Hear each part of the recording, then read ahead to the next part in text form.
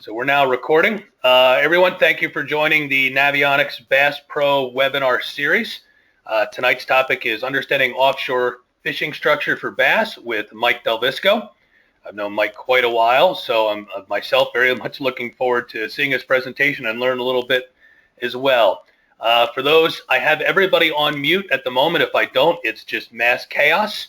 If you've got questions, the last 20 minutes of the presentation is going to be question and answer. So if you've got questions, go ahead and type questions. I'm going to record them. And by the way, I didn't introduce myself. My name is Paul Mickley, National Sales Manager for Navionics, helping Mike here. So if you've got questions, go ahead and type them in. I would preface that if, as much as we'd like to answer, if you ask, hey, how do I fish Lake Kerr? Obviously, that's a little more detailed. We probably won't be able to get into that.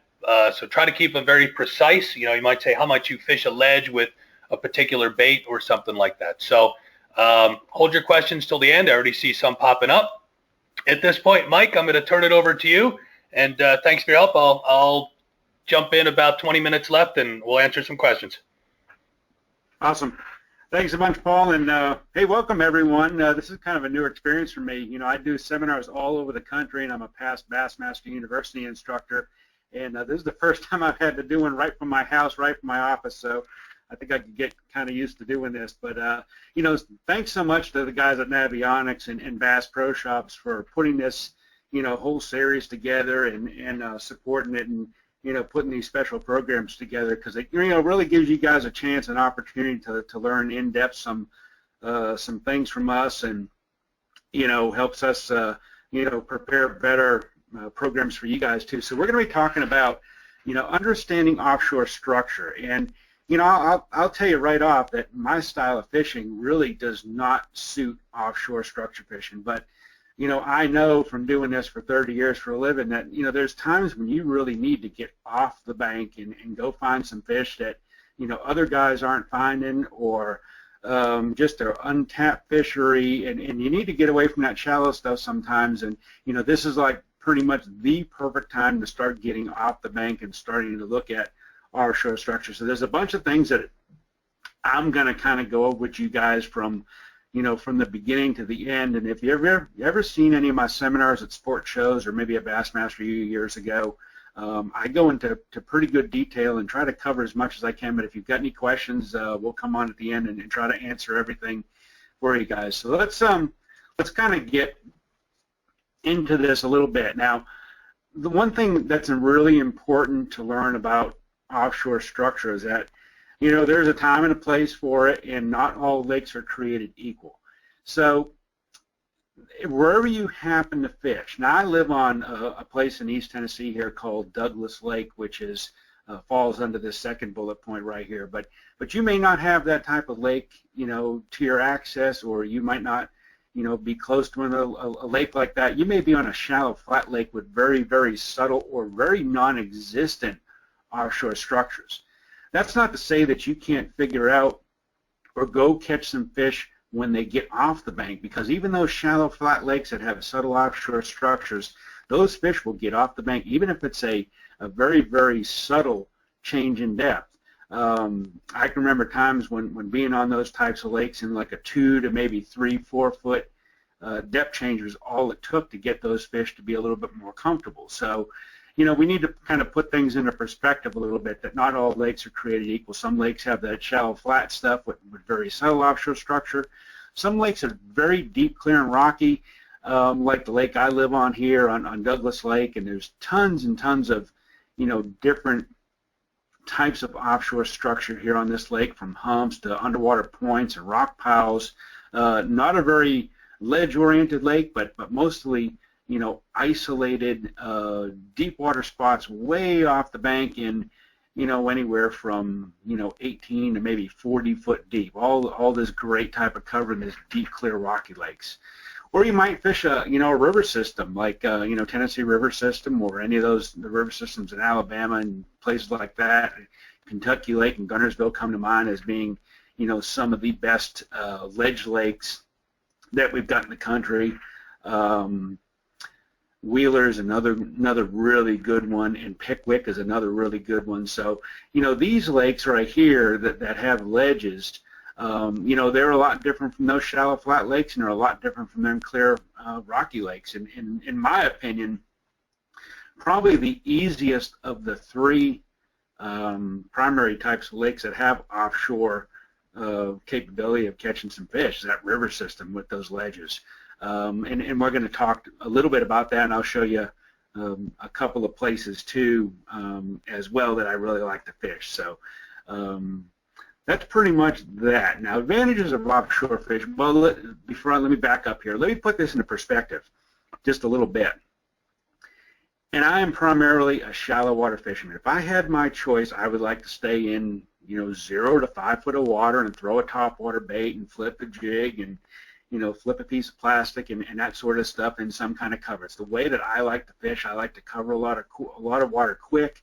I like to fish fast-moving baits as well as pitch and flip. And that's, if I can at all put together some type of a pattern doing that, then I would absolutely love to do that. But there's not always going to be the opportunity, especially now where, it's been, 90 degrees, 95 degrees the last couple of days here at the house, and the majority of these fish now here where I live are well offshore and they're well into their summertime kind of deal.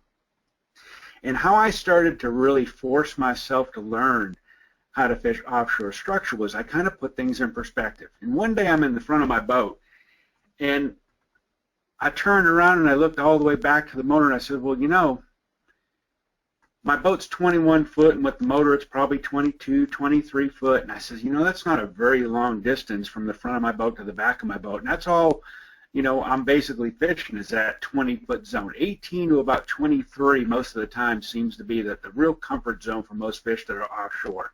And you can, decrease or increase that by, a couple of feet, 2 or 3 feet, and you go 15 to 22, 23, or even 12 to 18, somewhere right around there. So, with 20 or 22 feet being kind of in the middle of everything, from the front of my boat to the back of my boat is not a very long distance. Now, if you really want to increase that and go to 40 feet, which sometimes we catch them deep on jig and spoons and things like that here on Douglas Lake, those fish will have a tendency to go a little bit deeper than most places. The entire length of my whole rig is about 40 feet, which is not, that far off as well. So, that helped me really put things in perspective that, if I was really used to fishing 2 to 5 feet, well, 20 feet was 5 times or 4 times more than that. Well, put it in perspective, and now it helps you ease your mind a little bit and get a little bit more comfortable with fishing offshore. So what's the advantages to getting offshore? Well, number one, you're looking at potentially of locating and fishing an untapped resource. Now, that there is going to be obviously fish in shallow water all throughout the year. There always is, there always will be. But when the water really starts to warm up and those fish start to move offshore, the potential of locating an untapped resource is pretty great, because not a lot of guys are really going to spend a ton of time looking for these isolated little spots, and that's the things that I really like to look at when I'm out there and looking in deeper waters. I like to find some isolated places, just like I like to find in shallow water. You can make that correlation that, you find one tree, up on the bank that's, away from everything else, and you go up there and you catch a limit of fish out of it. Same holds true for finding, isolated deep water spots that may hold, an entire school of fish. So you've got that untapped resource right there at your fingertips. The other thing that I really like about fishing offshore structure, and this it is opposed to fishing the shallow stuff right now, is areas have a chance or have the ability to replenish. A deep water spot will replenish a whole lot quicker than a shallow water spot this time of year. You may go to a shallow water piece or tree or bushes or things like that and catch a few fish out of it here and there, but you're not going to have the ability, especially if you're fishing in a tournament situation where you've carted those fish away, you've weighed them in, they've released them, to go back to that same area the next day and catch some more from it. You will have that ability if you're fishing offshore and you're fishing deep, because you've got a constant stream of fish coming out of deep water moving up into those deep water places, and there's so many fish there that you pretty much cannot fish them out. You may have to let them rest a little bit before you go back and fish them again, but they will always replenish. The other thing that is an advantage too is that greater quantities of fish, for pretty much for the reasons that I just explained. But you're going to have greater quantities or bigger schools of fish out there offshore than you would if fishing some shallow water stuff.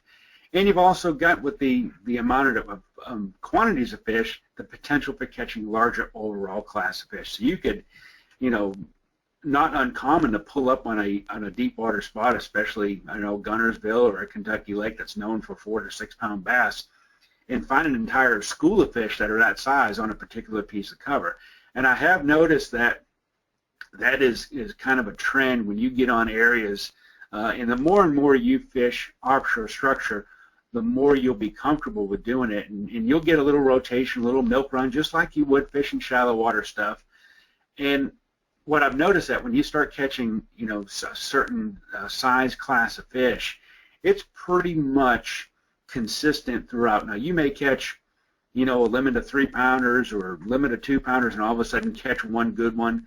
But if you start catching a good one after a good one after a good one, 4, 5, 6 pounder, you're pretty much gonna, have that class of fish on those spots. And I don't know, what actually makes those fish relate. Maybe it's a food source or type of structure on the bottom, but if you find that that class of fish, you're pretty much going to be dealing with that the whole time.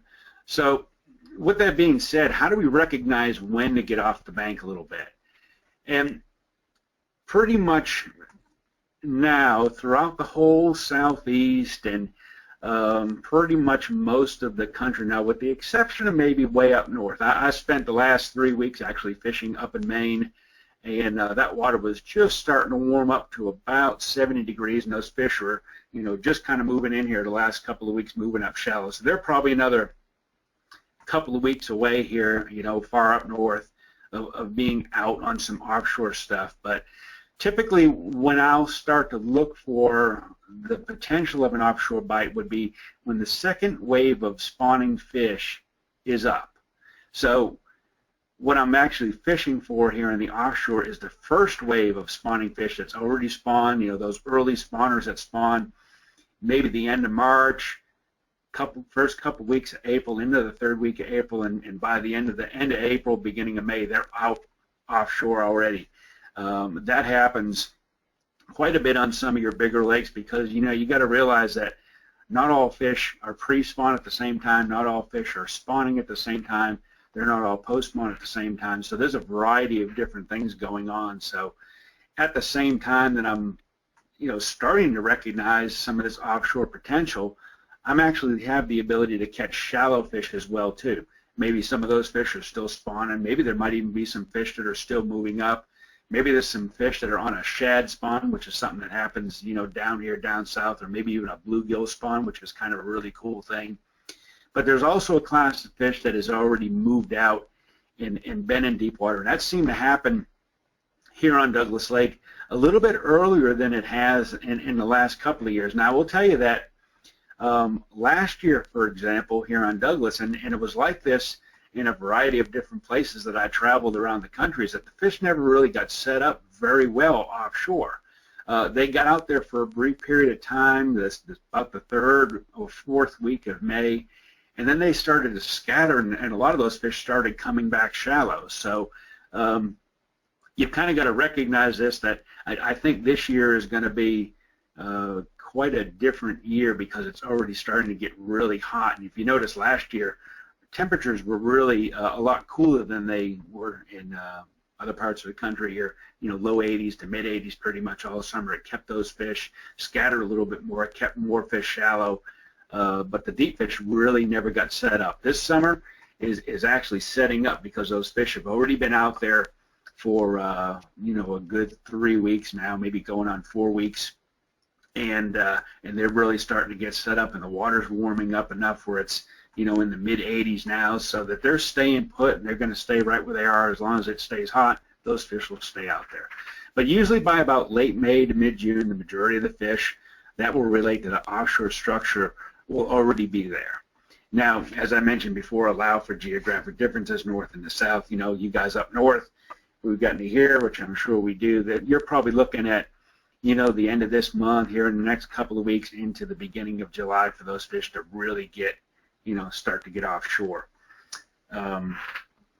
And really be, you know, accessible to catch. So right now you probably got a bunch of shallow water fish that you can still catch as evidence of what I did last week. I caught most of them in 2 to 6 foot of water, 10 foot of water, and most of them will stay there for another few weeks. So I'm probably dating myself here a little bit, but I've been doing this now for close to 30 years, and you know, I've seen a lot of stuff change here in the last, let's just say 10 years. Things have changed quite a bit. You know, when I first started fishing, and I fished my first Bassmaster Invitational when I was a senior in high school. It was quite a long time ago, about 28 years ago, I guess is when it was. And we never had GPS back then. We barely had fish finders that could tell us, you know, what the bottom was, never mind having a GPS. So our GPS back 25, 28 years ago was your paper map spread on the floor of your boat with a piece of plexiglass on it so it wouldn't blow out of the boat, and that's how you navigated around the lake. Fast forward, you know, 15 or 18, 20 years, and you know, Navionics has come out with a lot of really cool stuff over the years. That they had a software product called Nav Planner 2, which in conjunction with my map, doing some map study and using that Nav Planner on my PC, you know, I was able to formulate or find a lot of places to go out there and fish before I ever launched the boat and got out in the water. So that, you know, when all this technology started changing, we started getting better fish finders, we started getting mapping on our units. Companies like Navionics started making, you know, some software to help us find places better. It really helped save a lot of time in being able to find these offshore structures, because prior to that, you had to just launch a boat and go idle around, or maybe, you know, study your paper map and try to find this stuff, and then, you know, use your map out in the boat to go find things. And now we've got, you know, a variety of tools with to our use here that we can use to find things really quick. And nowadays we've got, you know, a web app and iPad apps and iPhone apps and touchscreen depth finders and charts on our recorders and all this, and it's a really cool thing to be able to use this technology and to be able to use it and put it to use and be able to catch some fish with it too. And that's, you know, what's really been kind of a fun thing for me with getting out offshore. It's a really rewarding thing when you know, take all these tools that you have to your availability and put them to use and get out there and catch some fish with it. And I did this last week in Maine, even though these fish were pre-spawn. Pre-spawn fish will use offshore structure spots as well as, you know, the post-spawn fish in the summertime, just kind of in reverse, where they're deep and they're coming shallow. I was on some humps and little, you know, dips and things like this, and you know, 8 to 10, 12 foot of water, and I'd pass right over a fish and see him right there on the screen and drop right down and catch him. And you know, it's really a cool thing when you're able to use all this technology and put it to use and catch some fish, because not only is it fun, but it will get you some confidence. And that's the biggest thing with being offshore, is being comfortable out there. So shallow water, you know, any of you can run down the bank and fish a dock or fish a tree or fish bushes, and it's a visual thing when you're there fishing. When you're out offshore, the only thing that you can see is your fish finder and your mapping screen and, you know, your side scan and stuff like that, to be able to visually locate these structures in these fish. So once you start catching some fish like that, you get a whole lot of confidence, and that's a really big thing in being able to fish offshore. The more you do it, the more you'll be able to be comfortable doing it, and you'll do it a whole lot more. One other thing too, and this is kind of a unique situation for where I live, and you guys might. Go on, Mike. Just a quick reminder to everybody, I'm getting a few questions. Just a reminder, as you've got questions, we're going to answer them in the last 20 minutes. So if you've just signed on, feel free to post a question. The last 20 minutes, I'm going to try to answer those. Sorry, Mike, go ahead. Oh, no problem at all. Here's kind of a unique thing that's that goes on here on Douglas Lake, and some of you guys might experience this and some of you don't, but if you do, a really good way to take advantage of low water opportunities. See, Douglas Lake, they draw down in the wintertime, not even actually the wintertime, about September 1st, they start to draw the water down, and they draw it down steadily till about mid to late November, and by that time it's down about 40 feet.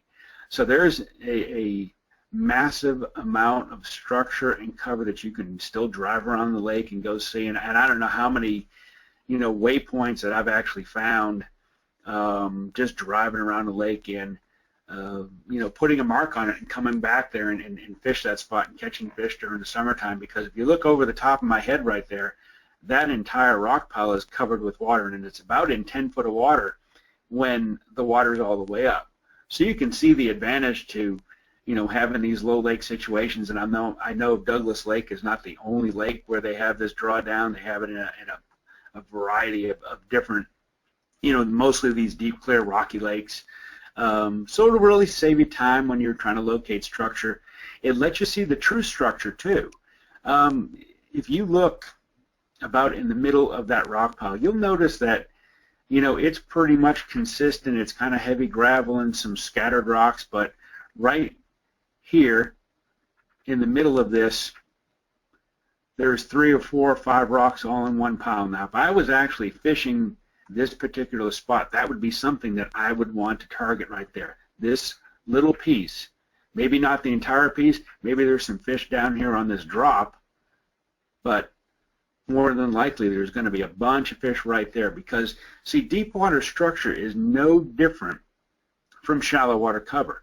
Fish relate to differences in shallow water cover, and a perfect example of this is if you go to Guntersville and you go flip grass, and you may be flipping a mile's worth of grass and not catch any fish, and then all of a sudden get in a little spot and load the boat. There's a reason for that. We oftentimes call that a pattern within a pattern, or a spot within a spot. And the reason why those fish were there is there may be a subtle bottom change. It could be a contour change.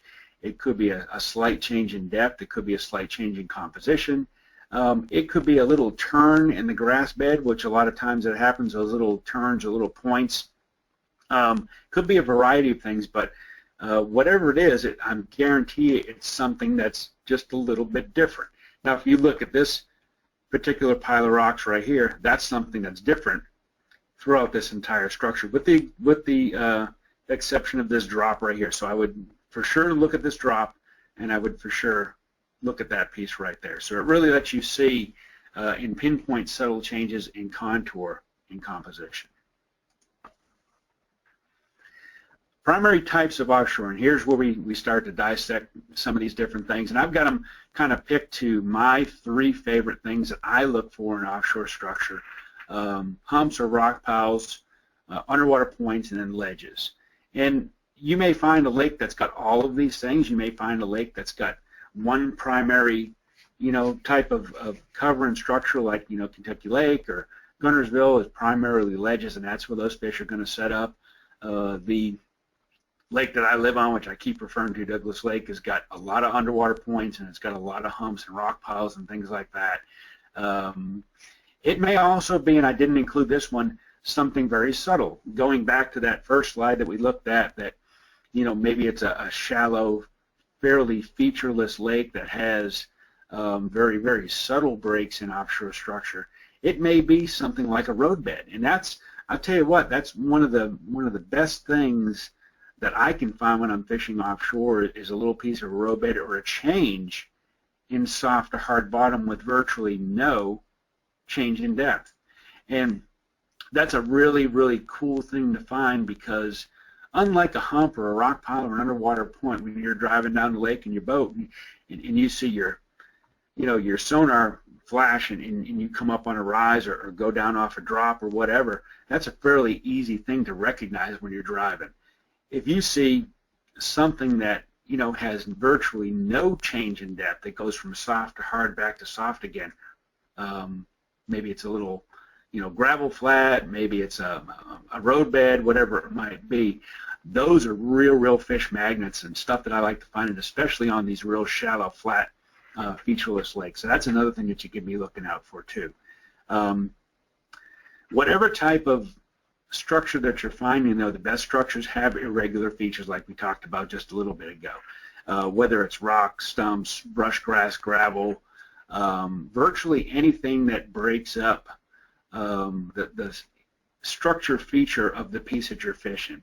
For example, let's go back and talk about maybe a roadbed. The roadbed may be a mile long, and you can relate it to the grass bed that we fished here in Guntersville. That we ran down there a mile and didn't catch any fish, and all of a sudden got to one little place and caught 5, 6, 10 fish, maybe 15 fish. You got on a whole school of them. Those features will be on these offshore structure pieces too as well. So you got to spend a little bit of time idling around, looking at the place, trying to find out where the sweet spot is in this offshore structure to be able to locate the fish. You're just not going to be everywhere, but they will be a lot of times related to these irregular features, whether they're rocks or stumps or grass, whatever it might be. So that's really what I'm looking for. When I originally find the offshore structure piece, that's great. I'm going to spend some time idling around and getting a little bit more used to what's actually underneath me before I start to fish. The other thing that all these features have in common is that they're going to be in close proximity to shallow water, coves, pockets, bays, flats, etc. Because all these fish do is they migrate from shallow to deep, from deep to shallow, shallow to deep, deep to shallow, and they do this throughout all the seasons.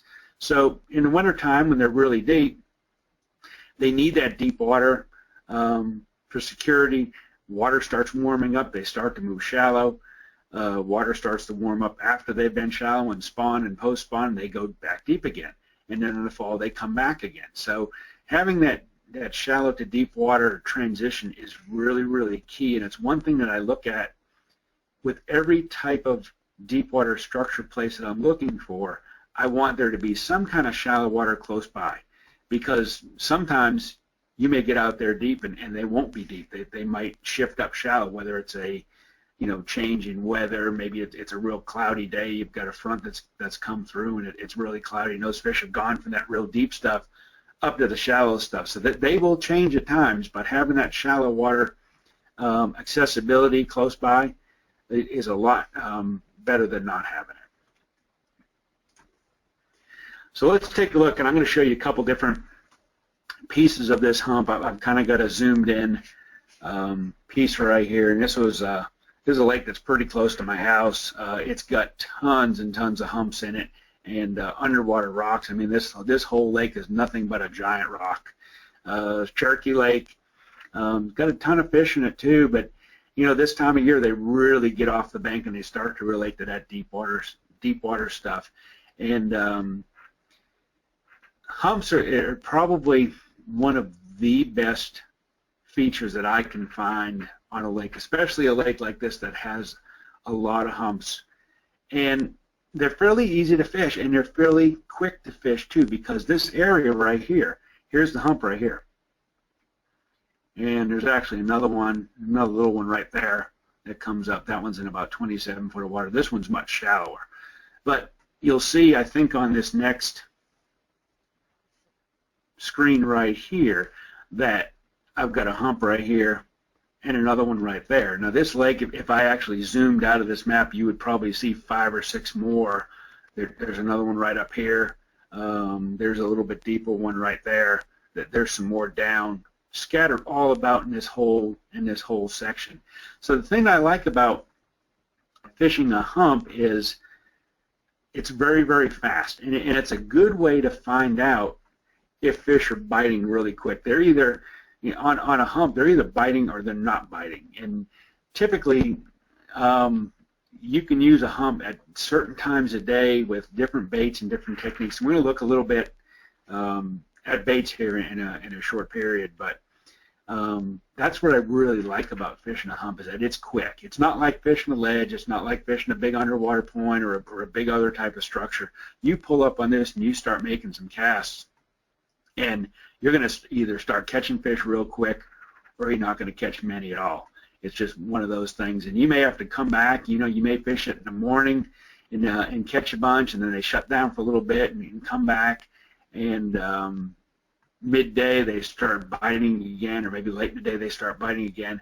But the thing that I'll try to do is I'll have humps in certain depth ranges, and what I've tended to do here over the last couple of years is really get into, when I'm saving waypoints, is to either put a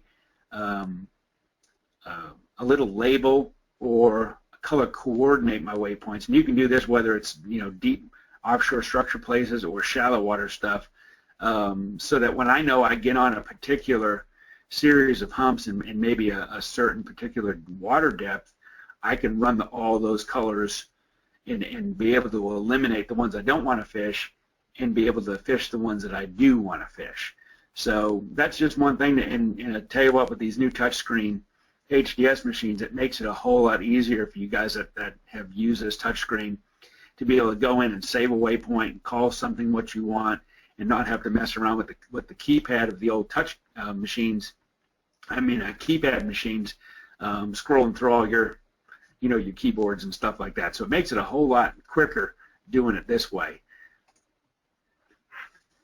Here's one thing to really pay attention to when you start to dissect this hump. Now, remember I told you that a lot of times there's little key elements with any one of these types of deep water spots.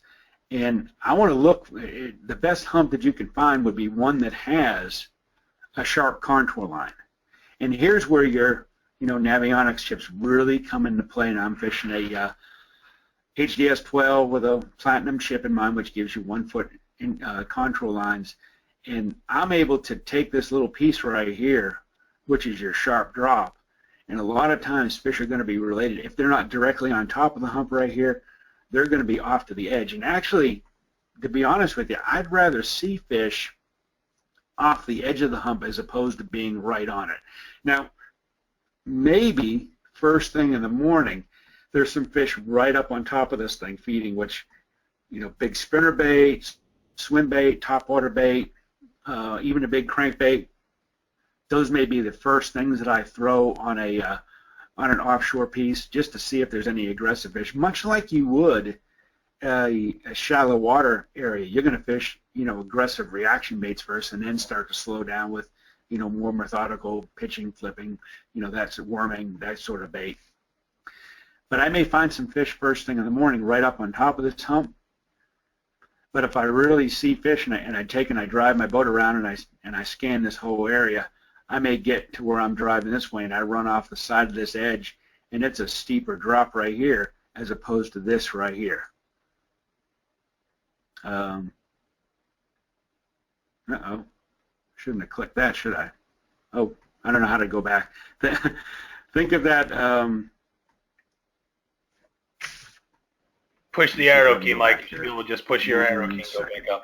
Oh, or you can do it that way. Yeah, I just did. That's cheating. Yeah, I can do it that way. Is that it? Yeah, that's it. There we go. Okay, I'm learning. So in any event, the type of structure that I want to really find is one that has a sharp drop, because what I really want to find when I'm fishing these humps is during the course of the day, those fish are going to move off the hump and they're going to relate more to the drop on the hump, and that's really where I want to take advantage of those fish feeding, is whenever they're on the edge, much like it is when the fish are on ledges, they're more apt to bite, or more apt to get them to react to a bait. And ones that have a sharp contour drop, just like that, are really, really good humps. This is actually a really good hump out in the lake that I fish many, many times, and it's a really good one.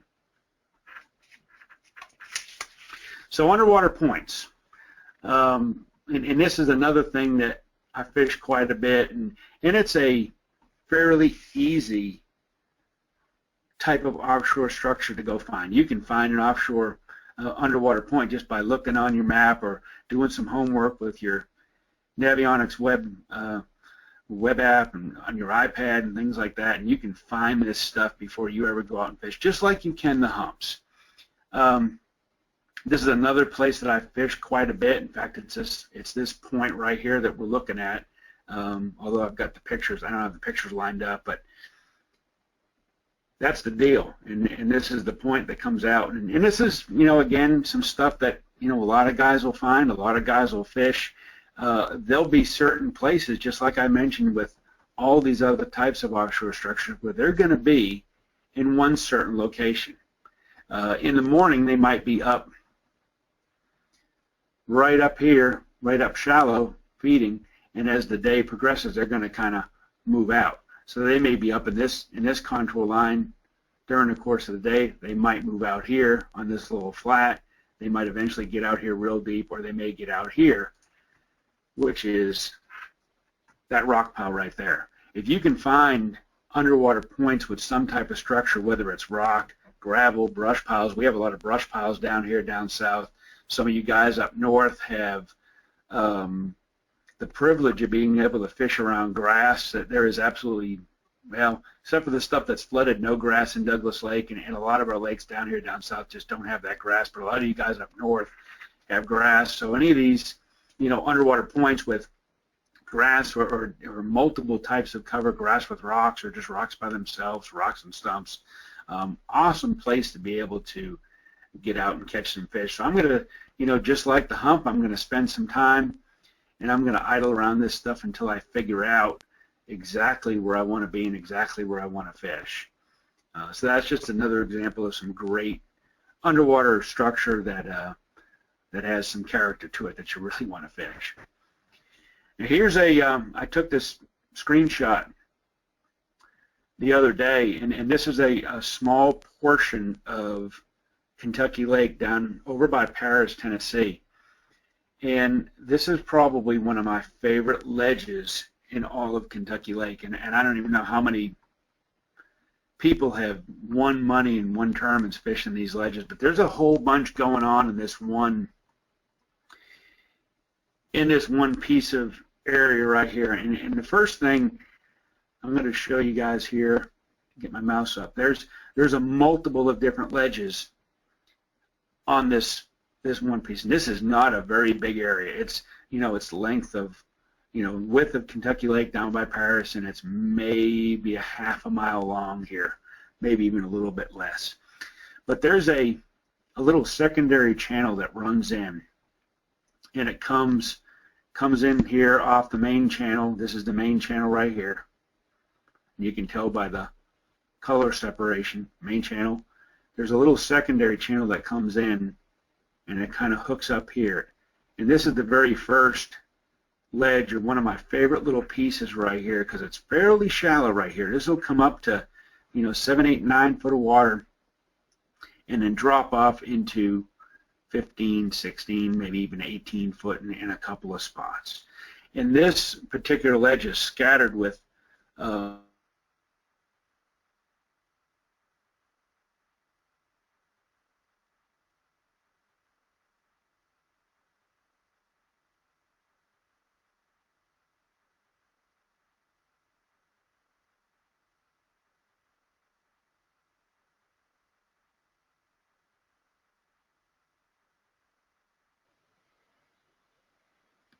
Hey, Mike, you there?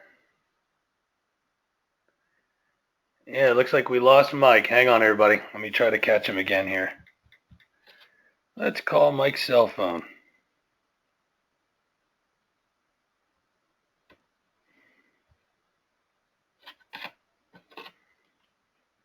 Sorry, everybody. Hang on. Let me see if we can remedy this problem real quick here.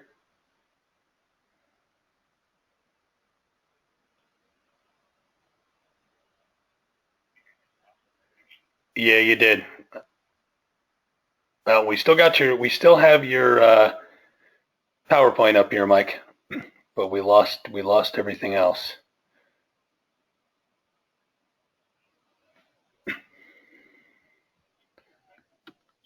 Yep, we still have your PowerPoint up, so everybody's on hold waiting on you.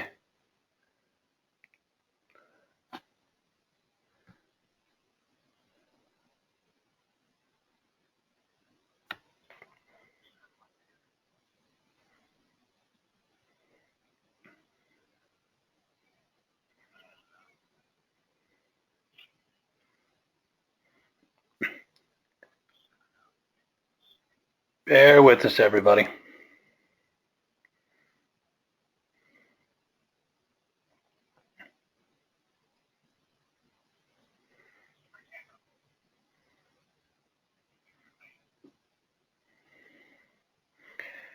Yeah, I still see you on. I see you on. I still see your Ledges PowerPoint up.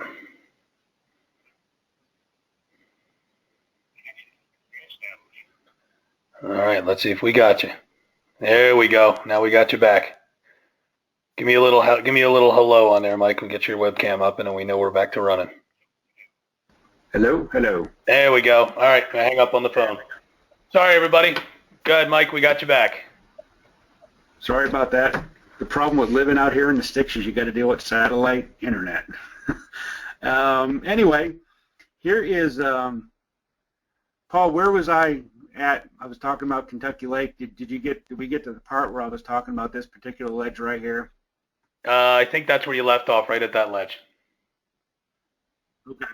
So anyway, this particular ledge is maybe a good half a mile long, and it's got a ton of different structure opportunities to fish, mainly stumps and some rock and some other harder stuff. But that's really the key to, finding fish on ledges. That you go to Kentucky Lake and the entire lake is, for however long it is, I guess 70 miles or whatever. It's a 70-mile long ledge.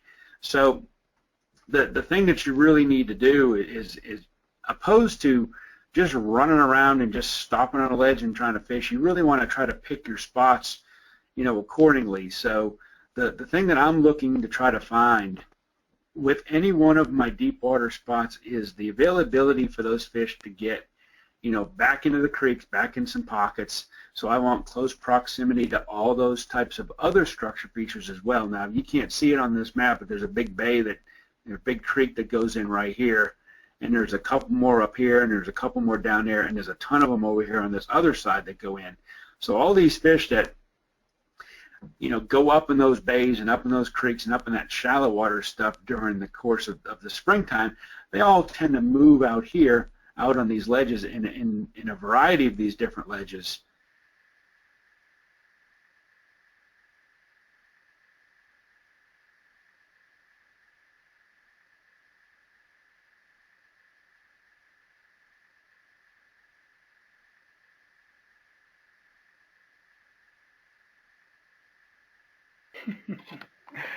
More technical difficulties. We need like the little color bar to pop up. I'm going to get Mike here again, and we're going to try it without the camera, see if that helps him a little. Sorry, everybody. Bear with me here.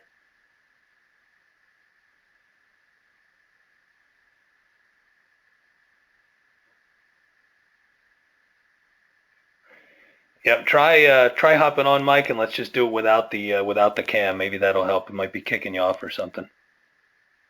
See if it'll just work with Mike once we get you back on. Again, my apologies, everybody.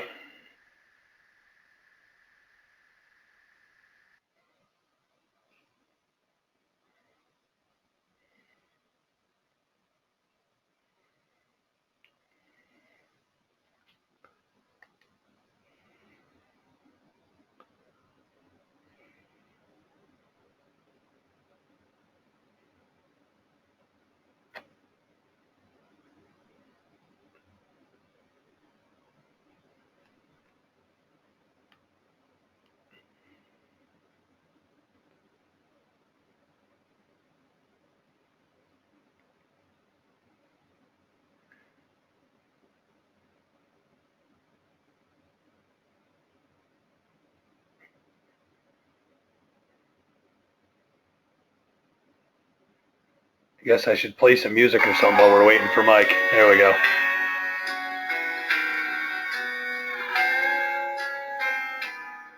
I love her, but I love to fish. I spend all day out on. Oh, there's Mike.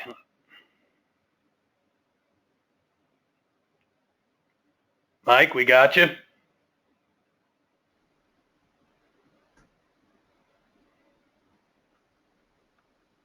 Got me again, Paul? Yeah, I got you. I was keeping him busy with some Brad Paisley while we were waiting for you.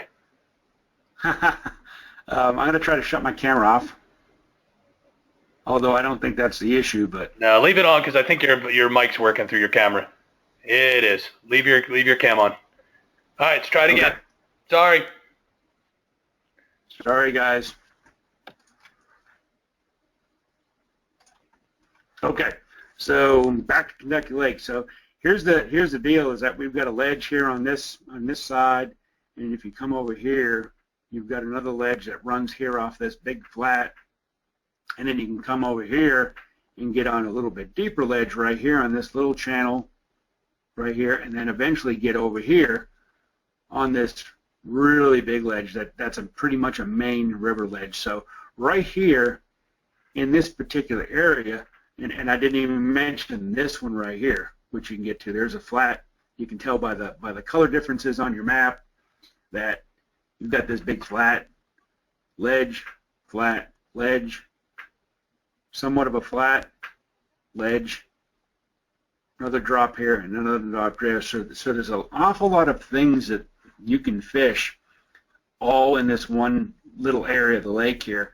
But the thing is, you really need to get out and find something that's a little bit different with that ledge. And it may take, idling around, and now we've got, structure scan and things like that where you can idle down the ledge and find all these little structure features and things like that to really, make things a whole lot easier when you're out there, trying to ledge fish. But without the use of, my Navionics Platinum chip in the boat, trying to find this stuff would be nearly impossible. You just can't do it effectively with just a paper graph. So you really need to have those tools, accessible to be able to find this stuff and really fish it effectively. So the essential gear, we're going to talk a little bit about gear here. And I know, Paul, we're getting, I noticed the time's about 7:45 right now. So I'm going to kind of go through this a little bit quick. We'll try to get through some questions if we've got them. But, essential gear, you obviously need either a premium chip, platinum chip, or the Navionics Plus, a really cool thing where you can download portions of a lake and be able to use that on your plotter too, which is really cool. You need a marker buoy, and you've got those couple of things, as well as your electronics. That's the stuff that you need for locating offshore structure. So what I'm trying to do is, the first thing when I find a piece of offshore is I want to triangulate that spot. So I'm going to pick several things. I'm going to take 3 fixed locations to maintain the structure spot. Now what I'm trying to do by that is I'm going to do that when I'm in my boat and looking around. I don't want to triangulate where the boat's going to be. I want to triangulate where this spot's going to be. Now this is the target spot that I want to fish. So this is actually going to be what I am going to triangulate. So there may be on this far bank, say a boat dock, there may be a big pine tree up here in the bank somewhere, and there may be, say, a tower over here. So I've got 3 fixed places. I've got one here, and one there. And I may even try to pick one more in back of me. May pick 4 spots, but 3 is usually good enough for now. And then I'm going to take where I think I need my boat to initially be. That's where I'm going to actually drop my marker buoy and put a waypoint. Now there's a reason for that. I want the marker buoy and the waypoint to be where my boat is so that I can maintain correct boat position when I'm trying to fish this spot right here. If I do that and I catch a fish and I get blown off the spot, I can come right back to here and then triangulate this spot with these 2 or these 3 fixed places and know exactly where my spot is every time. But by having the waypoint and marker buoy right there, I can put my boat right back in that position again. That's a pretty standard way of what I do with everything that I'm fishing offshore. I triangulate the target structure, I drop marker buoy, waypoint where my boat's going to be, and that way I'm never off course. And I'm going to get back to this here in just a second, but bait choices, I'm going to obviously start with something that's a reaction style bait, and a big crankbait and a big plug is probably the best thing to be able to throw at offshore structures. Now you guys are getting a sneak peek at 2 baits, this one right here and this one right here. They're not out in the market yet. They will be probably a little bit later this summer, probably the end of July, beginning of August sometime. There are 2 new baits from Storm in the Arashi series, 18-foot diver, 25-foot diver. These other ones are DT16s from Rapplin. There's a DT20 right there that goes 20 foot. And you may think to yourself, why do I need a crankbait that dives 20 or 25 feet? And really what I want to happen is I want this crankbait to go deeper than the bottom. I want that bait, because you got to realize when you throw your crankbait out and you've got your your target spot triangulated, you've got the area where waypoint saved and a marker buoy down where you want your boat to be. Now you've got to make your cast, and you've got to get this crankbait to come down and get down to the bottom real quick, hit that piece of cover or structure, and then start to turn back up. And where you typically get bit most with a crankbait is when the bait comes down and hits that piece of cover and deflects off, just like you would in shallow water, only you're doing it without being able to see the cover. You're seeing it with your electronics. That bait comes down and hits that piece of cover, and then the fish bites it. The other time when they bite your bait is when it turns back up and it's trying to get away, and that's when they'll bite it too.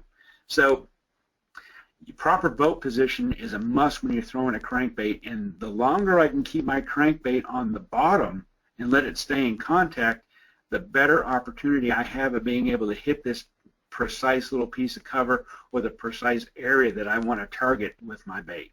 So pretty simple, and that's why a lot of times we're fishing a bait that goes like in 18 foot of water. I may fish that 25-foot bait just to keep it down there a little bit longer. In 12 to 15 feet, I may fish the 18-foot bait just to keep it down there longer. So, and you can do that with every size crankbait. So pick one that dives deeper than the actual water that you're fishing. Now here's one other thing to realize too is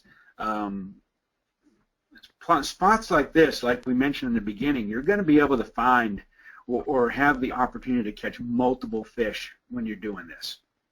So basically, you may catch 6, 8, 10 fish, and then all of a sudden they stop biting, and you don't get any more bites. It may be fast and furious for the first 30 minutes, and then all of a sudden it just shuts down. Well, did you catch every fish from this one spot? Probably not. I would rather try to figure out how to catch a few more fish than to really, pick up trolling motor and go to another spot first. I want to try to figure out how to catch a few more. So what I want to do is I want to change angles to get a few more bites. You'd be real surprised on any given spot, whether it's shallow or deep, how quick fish get used to seeing your bait underwater. You may catch the first half a dozen or 8 fish, and then they get tired of looking at your bait. You've got to try different retrieve methods. You may do a little stop and go. You may speed it up a little bit. You may try to maybe even change up colors and let them look at a different color bait, just to try to get a few more strikes. But a lot of times what I sense that if I change the angle which I'm throwing at these fish, I start catching more fish. And that's the exact reason why I want to triangulate this one spot, is so that every time I move, I know exactly, because I've got 3 fixed points, and if I've got the 4th, like I told you about, you may want to get 4, you'll be able to go on the other side here, and I'll have a spot over here where I can triangulate from here to here, here, there's your spot. So I know exactly where the spot is. I know from my other waypoint about how far I need to be, so I can adjust accordingly when I go on the other side of the object and try to make some casts at that. What I'm trying to do is I'm trying to show these fish a little bit different presentation. What I'm really trying to do, and if you can think about this, especially if a bass has been, seeing the same thing coming at him from the same direction, cast after cast after cast, is that what I want to do, I want to take advantage of his instinct to strike out before he ever knows what the bait is or knows what's there. And if this crankbait is coming down in this fashion right here, this is how I want the crankbait really to approach the fish. From here, I want it to come in back of him, because as the crankbait gets, he hears it, that crankbait's wobbling, the crankbait's vibrating, it's making some noise. He knows it's coming down, but when it gets right here and gets right in back of his head and it's wiggling, he's going to do one thing at it. He's going to strike out before he ever knows what it is, as opposed to the crankbait coming right at the fish, this way. This fish may be down here, and actually after the bait bounces off the cover, this one's prone to strike because the bait's done something differently. But if I got the fish to come and not even hit that cover and came right in front of that fish, he's probably not going to bite it. If I get it to come in back of him, he's going to bite that bait. So that's why you really want to show these fish some different angles to try to catch a few more, because you cannot catch every fish that's living on one spot. Real quick, I want to change things up here a little bit. I want to throw a worm or a jig, something on the bottom. I want to alternate between throwing that aggression or that fast-moving crankbait to, really slowing down and throwing a slower presentation. Maybe there's no wind, bright sun now, the fish are not very aggressive. You just want to sit down there and soak a football jig or a big worm, that sort of thing, and try to get a few more bites off these areas. You can certainly do that, pretty effectively with a slower moving bait. And then if you really want to give them a different look, the big spoons, which is, kind of the rage now, those big, ripping spoons and flutter spoons there will tend to catch fish that are off the bottom a little bit and suspended, as they will do on these offshore structure features. Sometimes they'll get off the bottom and they'll suspend. That in a big hair jig too. A couple of really, really useful baits to give the fish a little bit different look. So the very last thing here, contributing factors that make shallow water fishing good or bad also affect deep water spots, which we talked about. But low light conditions, first thing in the morning, really good time to take advantage of some of these offshore places with a top water bait, a swim bait, a big spinner bait, a crankbait, things like that. Wind and boat traffic. Boat traffic, as bad as it is sometimes, can actually turn the fish on, especially when you've got those flat days. Some days that here on Douglas Lake, because this water is so clear, I want some boat traffic. I want there to be, some disturbance on top of the water, kind of wind and stuff like that. So sometimes boat traffic acts a lot like wind does on these really, really calm and clear days. Fishing pressure can be a negative thing too, and there's nothing that you can do to avoid that. Just as long as you've got a multiple of different places to go to, if fishing pressure gets too much, you can go and scout out maybe some even deeper stuff or some different types of cover, or maybe some places like we talked about on some of these featureless, fairly shallow lakes that don't have a lot of obvious deep water structure. Get out there and fish some spots that a lot of guys won't take the time to go fish. Current, obviously, on your ledge lakes like Kentucky Lake and Wheeler and Pickwick and Gunnersville, those fish are dependent upon cover to get them to position on the ledge where they're going to feed and things like that. Very, very important aspect this time of year when they're starting to generate power and current to get those fish to feed. And then approaching cold fronts. Anytime you've got an approaching front, shallow water fish are going to bite, deep water fish are going to bite as well. So all these things really, attribute to how well or how bad they're going to bite in offshore, just like they would in shallow water. And hey, Mike, I'm just going to leave that up for you guys to read there. Mike, real quick before you go to the review, hey, just in case this cuts off, sometimes the GoToWebinar will cut off exactly as an hour. I do have your emails and your questions, so if it does cut off and we don't get to them, we'll get back to you via that. So go ahead, Mike, I'll let you do the review. I just want to let everybody know we will get the questions one way or another. Yeah, absolutely. And I know we had a couple little technical difficulties. Sorry about that, and I got a little carried away at the beginning of this, talking a little bit too much. But I do have a pretty active fan page on Facebook. If you guys got any questions at all, I try to answer every single person that sends me a message. You can jump on Facebook, just type in Mike DelVisco fan page, keep track of what I'm doing. Check out Navionics.com, check out BassPro.com, all the great products that they've both got. And just to review real quick, don't be intimidated by deep water. Put it in perspective. Fish it just like you would shallow water, and take your time to learn a little bit and get more comfortable fishing out in deep water. Have the right gear. Your Navionics Premium Platinum chip or Plus chip. Recognize the right kind of structure. Spend time to understand it. Just like I explained a little bit ago, the more you do this, the more you'll be able to be comfortable doing it. Change up your baits, fish a variety of baits. Start with some crankbaits, fast-moving things. Go to your jigs, worms. Show them something a little bit different in the water column with your spoons and hair jigs and stuff like that. Fish different angles with your baits to show fish just a little bit something different. And make sure, no matter if you're fishing deep or shallow, that fishing is fun. Have a blast when you're out there fishing. And I really appreciate you guys being here and hanging in there through a couple of technical difficulties. Hope you guys have a great summer fishing and be able to put some of this stuff to use. And if you got any questions, I'll be more than happy to answer them. All right, Mike, let's see what we've got here. Well, we've got some time. I try to hit the more popular ones that I had multiple ones on. Chris and Damon both asked about how does water clarity affect offshore fishing on the offshore structure?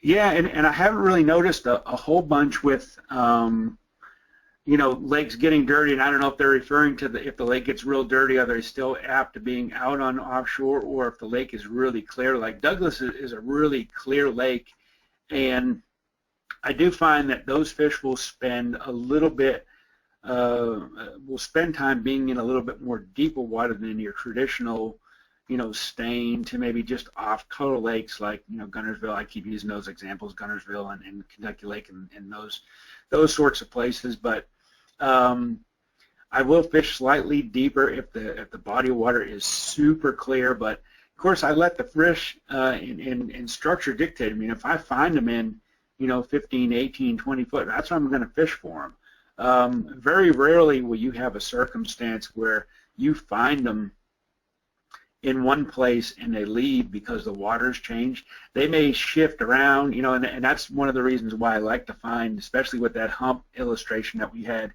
is that it had one sharp drop on one side. A lot of times when things change, those fish will come off the top of the hump and go down off that sharp drop. So they may adjust slightly, and get out in slightly deeper water and then shift back up as conditions change. But they've got that opportunity to do it because it's not a consistent offshore piece. It's got some diversity to it. What question from Mike? What does hold on a minute here. Actually, it's from Marco. We saw your confident baits there, Mike. So what do you have any particular colors that you favor for offshore? Yeah, if we go back, I can do this here. No cheating. I'm assuming that he's talking. What was that, Paul? I said no cheating pulling up the whole presentation. I'll teach you the back button. I just want to show this one. You'll see that most of the baits here are fairly standard, bait fish looking colors. Stuff looks like a bluegill or a perch, and stuff that looks like a shad. One of my favorite colors, this is a Rapala DT16 right here, and this is a Ike custom color called Caribbean Shad. It's kind of a chartreuse bottom, blue top. That is a really, really good color everywhere in the country. These two color patterns right here, the new storm baits, new Arashi deep ones. This one's kind of a shad pattern, or like a sexy shad, and this one's real similar to hot mustard that Rapala has. It's kind of a chartreuse color. Darkly colored back on a little bit of orange in the throat. So I kind of keep things really simple though. And here's one way to know if you've got the right color, getting in crankbaits a little bit, is if I start out fishing, say, this pattern, and the first fish that I catch, I notice that he's got that one hook in his mouth, and that's the only one he's got, just that one back hook. Let's say I get the fish in, that's great, I've caught that fish. But I want to either change my color, which is what I'll usually do, or really change my presentation, because that fish has come up behind the bait and just pushed it, and he happened to get snagged by that back hook right there. If I go ahead and change to more of a chartreuse profile, or maybe this Caribbean shad, and I throw it out there in the next cast I make, the fish has got the entire plug in his mouth, that's the right color. But basically you need 3 patterns to go fish, with crankbaits. You need a shad pattern, you need a chartreuse pattern, and you need something that's brown or red. And if you have those 3, you can go anywhere in the country and go catch fish. All right, here's another popular one is, does the current change, or I should say, how does current affect the direction of your approach when you're heading to offshore structure? Yeah, I want to kind of approach it that if we've got current, those fish are going to be pretty much in the down current side of the structure. So what I'm trying to do is I'm trying to get my bait, and of course I want to try to show the fish different angles, but my first approach is to try to get down current and then bring the bait in front of the fish and get it to ricochet off that cover and hit where I think those fish are positioned. And that's one of the hardest parts about fishing the ledge, is that number one, you've got to have some current to be able to get the fish to bite. And then number two, once you actually figure out how to get in a bite, you got to maintain your boat position and keep making that cast. But once you get all that stuff figured out, you can make the same cast over and over and over again and just catch fish after fish after fish. Once you get that school ignited and they start to bite, it becomes pretty easy. But what I want to try to do is take advantage of those fish being on the downside portion. And again, like that ledge I showed you on Kentucky Lake, if you can find a big stump or a big rock or something like that that's on that piece of ledge, those fish will be in back of that stump waiting to ambush, bait or food source as it comes past them.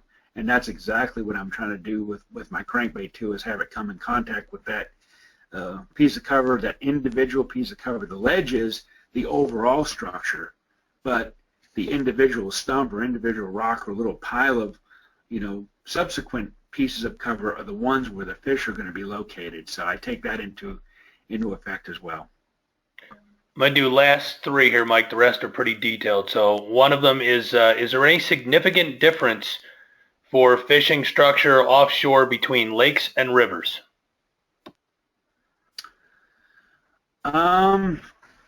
I guess it depends on what type of a river you're referring to. Like you can go to, Pickwick Lake, and Pickwick's a river.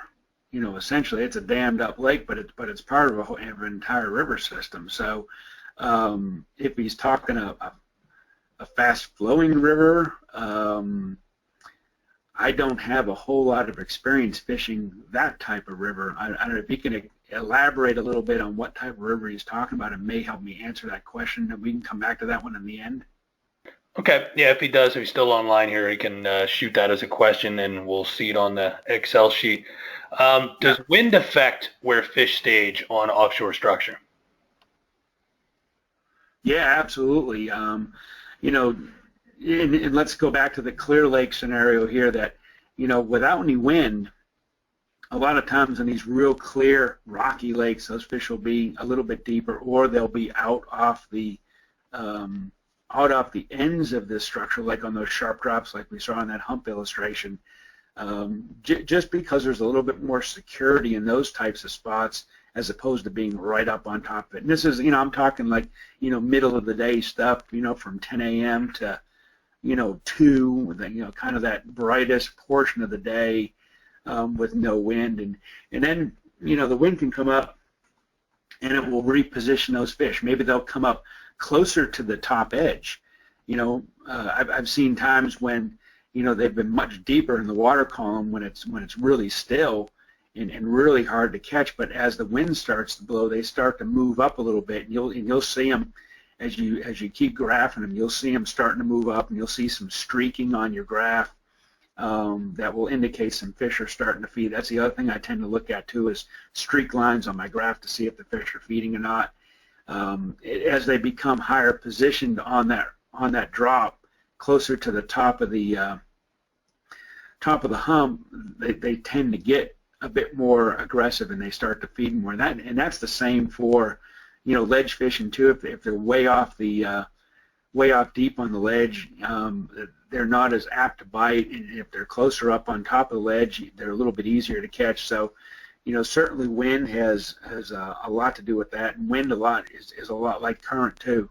Wind blows the water around and it blows bait fish around and it breaks up the surface tension a little bit and makes the fish more apt to bite. And that's, whether it's shallow water or deep water, they all do the same thing. All right, last one here, Mike, and we'll call it a night. Is since you started on electronics, I'll pick this one. So using your electronics, is there's an easy way to understand which is hard bottom and which is soft bottom by looking at the graph? Absolutely. What you want to do, and again, I'm using HDS touch machines or color, and one of the things with a color machine is it's a whole lot easier to be able to distinguish between hard, soft bottom, rocks, not rocks, that sort of thing. And I run the color palette that I run on my machine is one that has mostly yellow and red. And what you'll notice here, this is just a big pile of rocks, and it's pretty self-explanatory that this is some rocks, and this is what rocks would look like underwater. And you'll notice that this line right here where it's really red and really pronounced, there's an individual rock right here, and there's another one right there. So this is kind of like a rock beside a rock. Here's another one right here. There's another one right there. There's another one off to the side right here that we can't quite see. And maybe there's another one right there coming down into the water column. But the thing that you want to look for is the brighter pronounced that structure is in the bottom, the harder it is, like these real deep reds or rock. But if you do not see any structure, let me go back to this scenario of the hard to soft bottom transition, is a soft bottom will have a much thinner line. And I wish I had a graphic of this to show you. And as that line gets thicker, that's where the bottom gets harder. So wherever you see the actual bottom line, the width of the line of your sonar from here to here, that's really what I want to look at, the differentiation between that thin line and the thick line. The thicker the line, hard of the bottom, thin of the line, soft of the bottom. And that's pretty much what I'm looking at too. So that can be really useful if you're fishing, say, just a big flat area and you happen to get out in there and it goes from sand or mud or, just a real soft, muddy bottom to something that's gravel. You may see no depth change at all, but you see the thickness of your line change from thin to thick. That's exactly the type of stuff that I love to find on these lakes that don't have a lot of cover, or lakes that have lots of offshore cover, and a lot of guys are out there, but you happen to find that one little place that not a lot of people have taken the time to go find. And those are the really rewarding places when you're out there, fishing offshore. All right, with that one, Mike, I guess we're going to call it quits. We've got a few more questions that are a little more involved, but I will send you the Excel sheet, Mike. I think there's about another 8 questions that are here. I'll shoot you an email on that tomorrow, and I appreciate you helping us out with this webinar. I've got a lot of thank yous from a multitude of people, and thanks for your help. I actually found it very interesting myself on quite a few different techniques in what you're doing, so thank you as well from me. Thanks, Paul, and thanks, guys, for hanging in there with me. Appreciate it. All right, good night, everyone, and again, if you want to see this again to review any of Mike's points, it will be on Bass Pro's OneSource as well as the Navionics website under webinars. Just go to our website, look for the webinars page, and you can review this webinar probably about 3 to 4 days and see our schedule of any others coming up that you'd like to take a part of. And of course, feel free to go to Facebook and friend Mike DelVisco, as well as sign up for the Navionics newsletter if you would as well. Go ahead, Mike, highlight that with a big yellow. Get the yellow marker and highlight that sucker. Let's see. My, practice did. Oh, you closed. I lost my marker. You lost your marker. All right. Thank you, everyone. Have a great night, and go catch some fish.